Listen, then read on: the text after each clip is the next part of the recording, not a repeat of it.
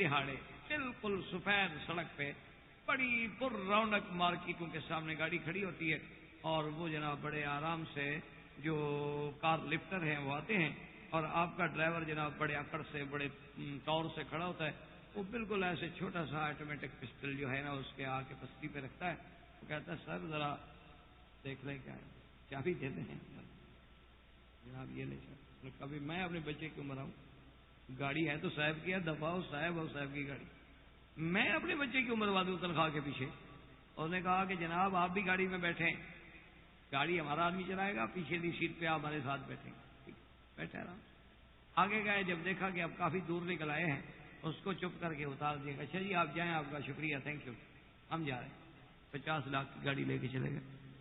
اچھا آگے جناب ان کے منتظمین کا یہ عالم ہے کہ یہ 50 لاکھ کی گاڑی جب وہاں سے نکلی نا جی تو رات کو ایک کوٹھی میں داخل ہوئی، صبح مالک تو مالک، مالک کا باپ بھی اس گاڑی کو نہیں پہچان سکتا، ایک رات میں کایا پلٹ جائے، ایسی کایا پلٹے گی جناب کہ اس کے انجن جو ہے نا اس کے بھی نمبر بدل جائیں گے، چیسس کے نمبر بدل جائیں گے، اس کا رنگ بدل جائے گا، اور اگر یہ ساری چیزیں ممکن نہ ہوں نا تو گاڑی پرزا پرزا ہو جائے گی، انجن پنجر اس کے کھول ڈالیں گے، اس وہ روڈ پہ آئے گی نہیں، پکڑی کہاں سے وہ تو گاڑی روڈ پہ آئی نہیں گئی، پھر اس کا انجن بکے گا، کہیں اس کا اسٹیئرنگ بکے گا، کہیں اس کا ایکسیل بکے گا، کہیں اس کے پچھلا گیٹ بکے گا، کہیں اس کی سیٹیں بکیں گی، تو آرام سے، اور اس گاڑی کو دنیا کی کوئی طاقت برآمد کیسے برآمد کریں گے؟ مجھے آپ بتائیں وہ کیسے برآمد ہو، کیسے ثابت کریں گے آپ کہ جناب یہ میت میری گاڑی کی ہے؟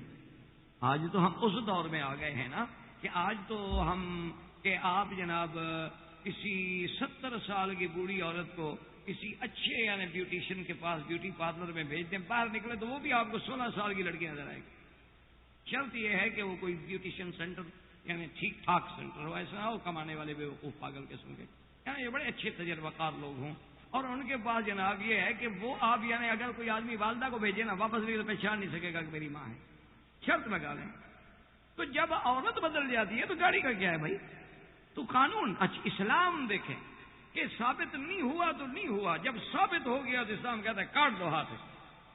یہ ہاتھ اتنا بڑھ گیا ہے کہ اپنی گاڑی کے اسٹیئرنگ کے بجائے لوگوں کی گاڑی میں گھس جاتا ہے، یہ ہاتھ اتنا بڑھ گیا ہے کہ اپنی جیب کے بجائے دوسرے کی جیب میں پہنچ گیا، لمبا ہو گیا تو چھوٹا کرو، اور یہ عبرت کا نشان بن کے پھرتا رہے جب تک زندہ رہے ہاتھ کٹا ہوا، اور جس عضو نے وہ جرم کیا تھا اس عضو کو رہنے نہ دو دنیا میں، اس کو گینگرین ہو گیا، کاٹ کے پھینک دو اس کو۔ اب کہو جناب وہ کٹا ہوا ہاتھ چوری کرے گا دوبارہ؟ کہو نا ذرا ہمت کرے، اچھا کر لے، پھر کیا خیال ہے آپ کا اسلام معاف کر دے گا؟ کہے گا پاؤں کاٹ، پھر کر لے گا دوسرا ہاتھ کاٹ، پھر کر لے گا باقی پاؤں کاٹ، مرتا ہے مر جائے۔ جب وہ مجرم بن گیا ہے تو معاشرے کو صالحین کی ضرورت ہے، مجرمین کی تو کوئی ضرورت نہیں۔ تو اس لیے میرے عزیز سمجھیں کہ اسلام کے قانون میں اور کفر کے قانون میں کتنا بڑا امتیاز۔ اب آپ کا انگریزی قانون کہتا ہے کہ جناب عورت کو آزادی دو، ٹھیک ہے جناب، عورت جناب ویسے بن سنور کے میک اپ کر کے سنگار کر کے، یعنی آپ حیران ہوں گے، آپ مجھ سے زیادہ بہتر جانتے ہوں گے کہ عورت کو 2 گھنٹے 3 گھنٹے تو شیشے کے سامنے گزارنے پڑتے ہیں روز کے، اور وہ جناب یہ ہے کہ ساری اچھا برادری آپ کی شادی کے لیے منتظر کھڑی ہے، گاڑیاں تیار کھڑی ہیں، سارے مرد آپ ریڈی ہو گئے، لیکن ابھی وہ نہیں پہنچے گی بیگم صاحب، وہ آخری ٹچ رہتا ہے اس کے میک اپ کا، اور اس کے بعد جناب اس سے فیصلہ نہیں ہو سکتا کہ یہ کپڑے کون سے میچ کریں گے اور جیولری کون سی میچ کرے گی، اس کے بعد میرے آئی برو کون سا میچ کرے گا، اور میرے جو غازہ ہے اور میں نے جو بلش کرنا ہے وہ کون سا اپنا میچ کرے گا، کیا ہے؟ ان کو آپ عورتیں کہتے ہیں، ان کو آپ سب، انہی کا نام ہے مستورات۔ آپ نے پڑھا ہوگا نا جی مستورات، مستورات تو سطر سے ہے، چھپانے والی۔ عورت کس کو کہتے ہو؟ کہ عورت الرجل یعنی وہ جگہ جو چھپانے کے قابل ہے۔ لفظ عورت کا معنی بھی وہ ہے چھپانا، اور مستور کا معنی بھی چھپانا، سطر کا معنی بھی چھپانا، مستورات صیغہ جمع کا ہے۔ تو اس لیے آپ دیکھیں کہ ان الفاظ میں ہمیں اسلام کیا سبق دیتا ہے، اہلیہ، اہل و عیال، رفیقہ حیات۔ اسلام کے ایک لفظ سے مجھے دکھائیں کہیں سے جس میں بے حجابی کی آزادی ملتی ہو۔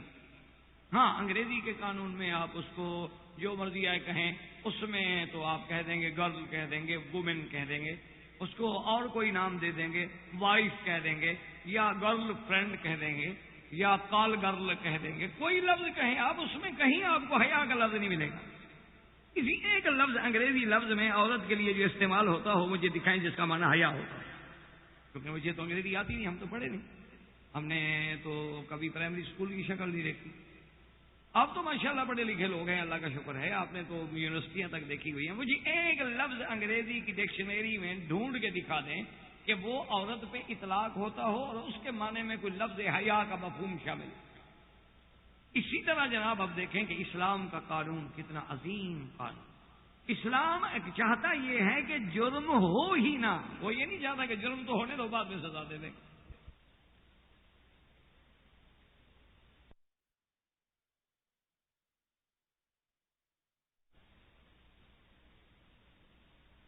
اسلام کے ایک لفظ سے مجھے دکھائیں کہیں سے جس میں بے حجابی کی آزادی ملتی ہو۔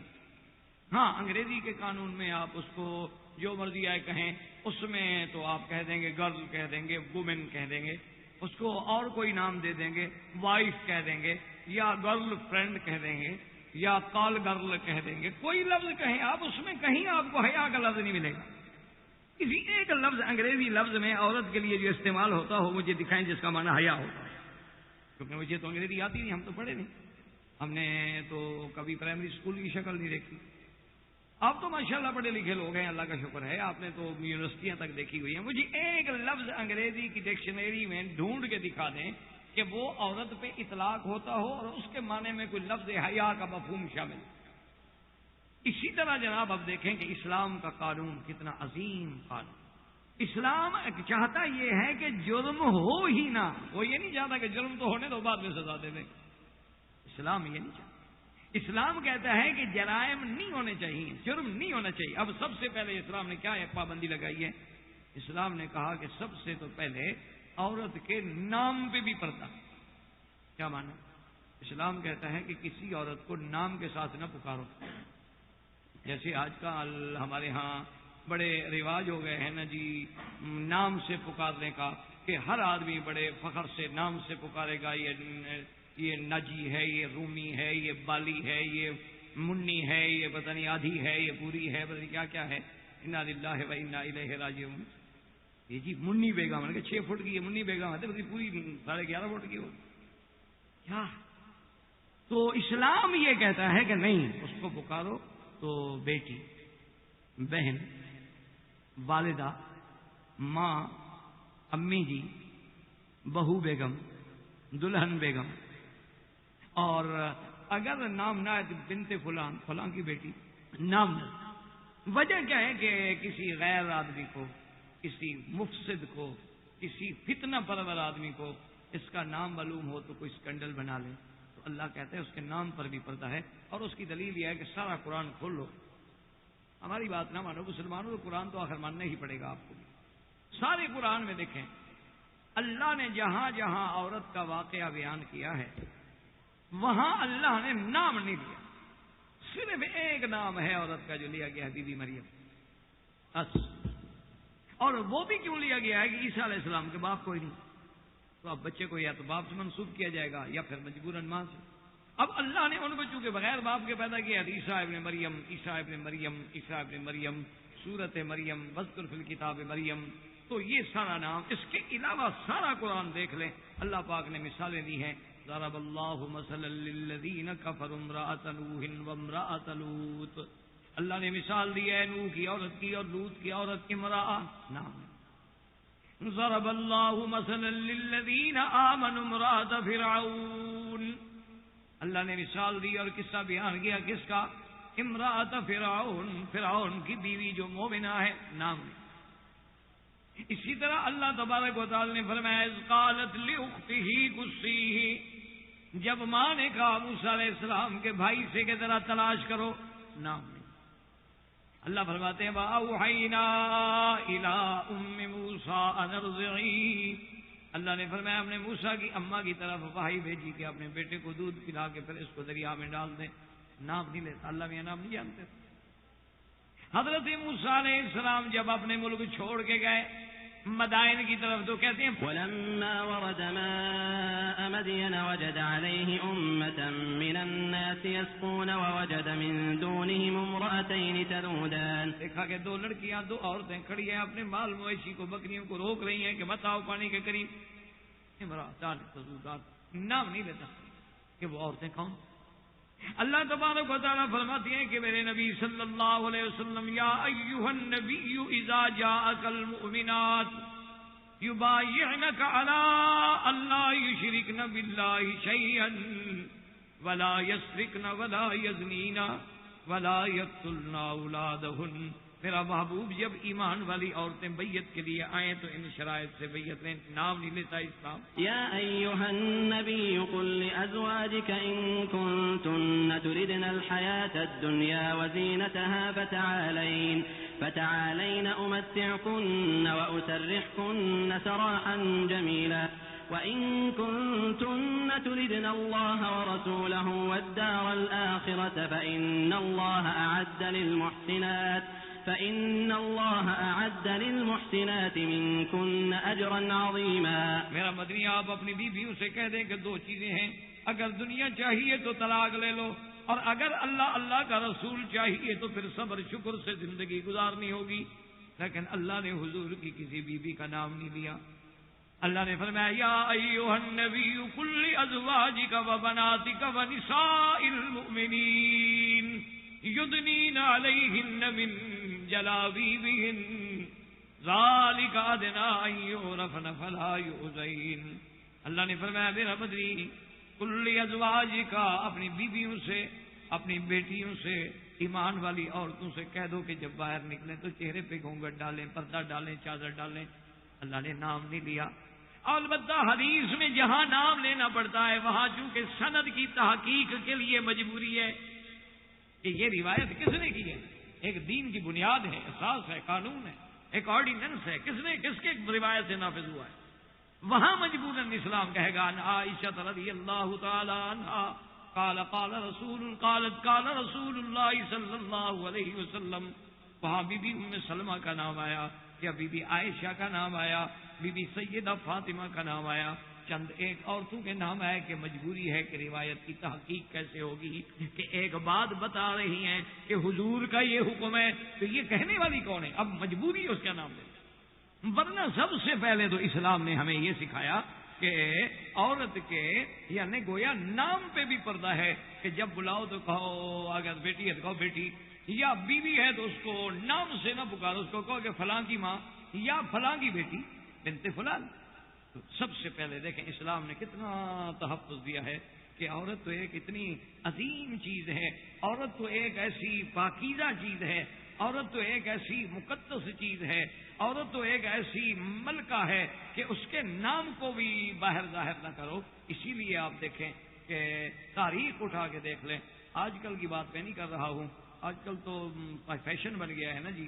آج کل تو پروٹوکول میں یہ بات شامل ہے, ویڈیو بک میں یہ بات شامل ہے کہ آپ جب کسی کے لیے جائیں گے یا کوئی باہر کا بادشاہ آئے گا تو آپ کی بیوی اس کے ساتھ کھڑی ہو, اس کی بیوی آپ کے ساتھ کھڑی. اب اس قوم کو جناب پردے کے مسئلے کون سمجھائے؟ یعنی اندازہ کریں یہ پروٹوکول میں شامل ہے, احترام ہے, عزت اسی میں ہے. اور بعض تو ہمارے ملکوں میں آرمی میس جو ہوتے ہیں نا, یہاں یہ ہمارے بڑے بڑے لوگ, چھوٹے غریب نہیں ہیں, وہ غریب جوان کا کیا ہے, وہ تو مرنے کے لیے ہوتا ہے, وہ آرام کے لیے تھوڑا ہوتا ہے. یہ بڑے بڑے جو آرمی میس ہوتے ہیں نا, آفیسرز میس جو ہوتے ہیں, تو ان میں یہ شرط ہوتی ہے کہ اس میس میں آپ آئیں گے تو آپ کے ساتھ آپ کی بیوی کا ہونا ضروری ہے, کیونکہ پھر دوسری کی بیوی سے جو آپ نے انجوائے کرنا ہے تو آپ کی بیوی سے بھی تو کوئی انجوائے کر سکے نا. کھلا دل ہونا چاہیے نا, اتنا بڑا دل, مضبوط دل ہونا چاہیے آدمی کا. اچھا وہ پھر بیچارے یہ بھی کرتے ہیں کہ اگر بیوی نہ ہو تو وہ پھر ہائر کرتے ہیں, کرایہ بیویاں رکھ لیتے ہیں کچھ عرصے کے لیے, کبھی ورنہ میس میں تو ہم جا نہیں سکتے, کلب میں تو ہم جا نہیں سکتے. وہاں تو یہ اصول ہیں اور ضوابط ہیں کہ جب آدمی جائے گا تو لازماً اس کے ساتھ میس ہونی چاہیے. اچھا تو اب جناب دیکھیں کہ اسلام کتنی پابندی لگا رہا ہے. وہ کہتا ہے نہیں, نام پہ بھی پڑتا ہے ایک. اب دوسری بات یہ اسلام کہتا ہے کہ اس کی آواز پہ بھی پردہ, نام پہ بھی پردہ ہے, آواز پہ بھی پردہ ہے. آواز پہ کیسے پردہ ہے کہ آپ دیکھیں 1400 سال گزر گیا, کسی مسجد میں آپ نے عورت کو مؤذن دیکھا؟ کہ عورت اذان دے کیوں نہ دے بھائی، مسلمان ہے، اس کو بھی اذان آتی ہے، اس کی آواز تو زیادہ اچھی ہے، مردوں سے زیادہ اچھی آواز ہوتی ہے، لیکن اسلام یہ کہتا ہے کہ نہیں، عورت کی آواز پہ بھی پردہ ہے، عورت اذان نہ دے، عورت امام نہ بنے، عورت آگے کھڑے ہو کے قرآن نہ پڑھے، عورت قرآن تلاوت اونچی آواز میں نہ کرے، کیونکہ اس کی آواز میں بھی اللہ نے ایک سحر ہے، ایک جادو ہے، ایک کشش ہے، ایک لوچ ہے۔ فرض محال اب حالات ایسے ہو گئے ہیں کہ جناب ایک آدمی دروازے پہ چلا گیا، اس نے دروازہ کھٹکھٹایا اور پوچھا کہ جناب فلاں مولوی صاحب گھر میں ہیں، تو قرآن کہتا ہے کہ فلا تخضعن بالقول، اس کو نرم لہجے میں بات نہ کرو، نرم لہجے میں بات نہ کرو، کیونکہ اگر تم نے نرم لہجے میں بات کی فَيَطْمَعَ الَّذِي فِي قَلْبِهِ مَرَضٌ، اگر مرد کے دل میں کوئی بیماری ہے، کوئی روگ ہے، کوئی بلا ہے، تو وہ تمہارے اس نرم رویے سے غلط فائدہ اٹھائے گا، بلکہ آپ اس سے دو لفظی بات کریں، مختصر بات کریں اور درستی سے بات کریں۔ اگر تم نے اس سے نرمی میں بات کی، شیرینی میں بات کی، تو جو اس قسم کے لوگ ہوتے ہیں نا ماہرین، وہ کہتے ہیں جناب آواز میں تو یار بڑا رس ہے، اور ویسے آواز میں لوچ بھی بہت تھی یار، اس کے بولنے کا انداز بھی لگتا تھا کہ بات بن جائے، وہ آواز میں بیٹھ کے فیصلے شروع کر دیتے۔ اسی لیے اسلام کہتا ہے نہیں، بالکل فلا تخضعن بالقول، اور کہنا بھی ہو قلنا قولا معروفا، کھری بات کرو، اچھی بات، بس کہ عورت کی آواز پہ پردہ۔ اب دو نام پہ پردہ ہے، اس کی آواز پہ پردہ ہے۔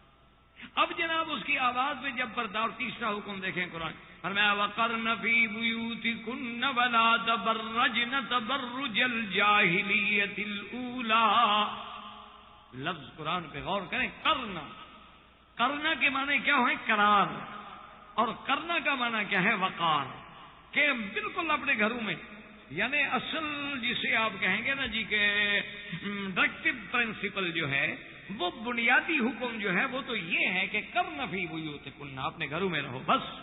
عورت کا مقام گھر ہے، عورت کا مقام بازار ہے، عورت کا مقام کوئی سینما ہے، عورت کا مقام بیچ ہے، عورت کا مقام جو ہے جناب کلب ہے، عورت کا مقام جو ہے کوئی میخانہ ہے، عورت کا مقام جو ہے کوئی ریستوران ہے نا۔ کرنا فی بیوتکن، اپنے گھروں میں، اپنے گھروں میں رہو، اور اگر کبھی مجبوراً نکلنا پڑے ولا تبرجن تبرج الجاہلیہ، تو پھر ایسے فیشن زدہ لباس میں اور باریک کپڑے پہن کے اور وہ زمانہ جاہلیت والا سنگار کر کے، میک اپ کر کے، لوگوں کو نظارہ حسن کے لیے اشتہار بن کے، ماڈل بن کے نہ باہر نکلو، مجبوراً نکلنا پڑے تو پھر نکلنے کے بھی آداب ہیں۔ تو پہلا پردہ اسلام نے ہمیں کیا سکھایا؟ عورت کے نام پہ پردہ، عورت کی آواز پہ پردہ، اور عورت کا اصل مقام کیا ہے؟ گھر ہے۔ اچھا اب آپ دیکھیں گے نماز سے بڑی عبادت کوئی ہے؟ اور مرد کے لیے افضل کیا ہے کہ جماعت میں جائے، مسجد میں جائے، نماز پڑھے۔ عورت کے لیے افضل کیا فرمایا؟ بیوتہن خیر لہن، اپنے گھروں میں بیٹھ کے نماز پڑھو۔ اچھا اس کے بعد جناب آپ حیران ہوں گے کہ اگر عورت مسجد کے بجائے نماز گھر میں پڑھے افضل ہے، گھر کے لان کے بجائے برآمدے میں پڑھے افضل ہے، برآمدے کے بجائے کمرے کے اندر پڑھے تو افضل ہے، کمرے کے بجائے اور کوئی اندر کمرہ اس کے پیچھے چھپا ہوا ہے اس میں جا کے پڑھے تو افضل ہے، کہ وہ جتنا چھپی ہوگی اتنا اجر بڑھتا چلا جائے گا۔ اسلام نے حکم دیا کہ نماز عبادت ہے، اسلام نے حکم دیا کہ دیکھو عزیز ہے، بیٹا ہے، بھائی ہے، باپ ہے، شوہر ہے، فوت ہو گیا، اسلام نے حکم دیا عورت کو جنازے کے لیے نہیں نکلنا چاہیے۔ کیوں؟ کہ عورت ہے، کمزور دل ہے، ضعیف ہے، ہو سکتا ہے کہ صدمات کو تحمل نہ کر سکے اور کہیں چادر گر جائے، کہیں دوپٹہ گر جائے، کہیں رونے میں آوازیں اونچی ہو جائیں اور دنیا تماشا دیکھنے لگے، میں نہیں جنازے پہ نہ ہو، تمہارا جنازے کے آنے کی اجازت ہی نہیں۔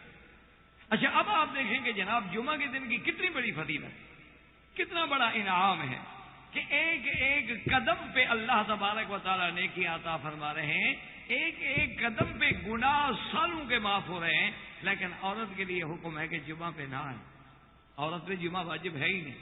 کیوں؟ بڑا اجتماع ہوگا، ازدحام ہوگا، رش ہوگا، دور دور سے لوگ آئے ہوئے ہوں گے، تو اس ازدحام میں ہو سکتا ہے کہ عورت پھنس جائے، غیر مردوں کے ساتھ اس کا بدن ٹچ کر جائے، یا کچھ بھی نہ ہو تو غیر مردوں کی نظریں تو پڑیں گی، اور ان نظروں میں کئی بھوکھی نظریں بھی ہوں گی، کئی غلیظ نظریں بھی ہوں گی، جہاں پاکیزہ نظر ہوگی وہاں غلیظ نظریں بھی۔